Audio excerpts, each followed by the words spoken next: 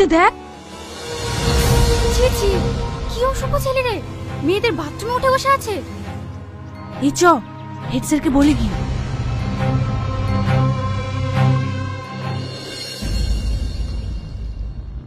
কোথায় সে জানোয়ারটা?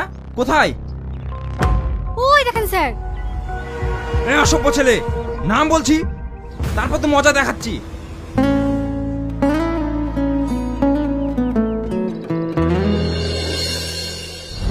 কি হলো, কথা কানে যাচ্ছে না? স্যার, আপনার কথা তো শুনছে না, লোকাতে গুতি মারবো। মার।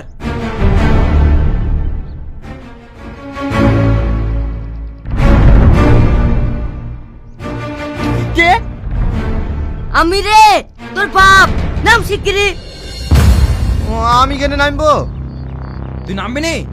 এই সিকিউরিটি, যা ওকে ধরে নিয়ে এসো। এই, এখানে এত হইচই হচ্ছে, কি ব্যাপার রে? দেখতে পাসনি সেই বদমাইশ ছেলেটা মেয়েদের বাথরুমে ছাদে উঠে বসে আছে। কি জানোয়ার ছেলে রে, দেখি তো গা ঘিন ঘিন করছে। এখানে থাকতে হবে না, আই।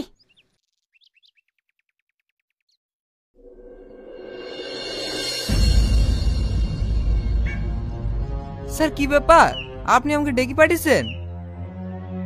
আপনি হলেন গ্রামের একজন বিশিষ্ট ব্যক্তি। আমার ভাবতেও অবাক লাগছে, আপনার ছেলে হয়ে এরকম অসভ্যতমে কাজ করে কি করে? কেন স্যার, আমার ছেলে কি করেছে?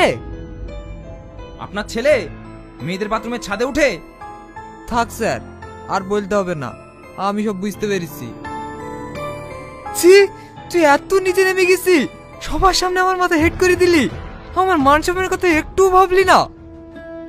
আবার তোমরা সবাই ভুল ভাবছো, আমি তেমন কিছু করিনি। এই তুই চুপ কর, মাস্টার মশাই মিথ্যে কথা বলবে। স্যার, এই বেকার মতো আমার ছেলেকে ক্ষমা করে দেন, আমি কথা দিচ্ছি এরকম ভুল আর আমার ছেলে কোনোদিন করবে না। ঠিক আছে, শুধু আপনার মুখের দিকে তাকিয়ে আজ আপনার ছেলেকে ছেড়ে দিলাম।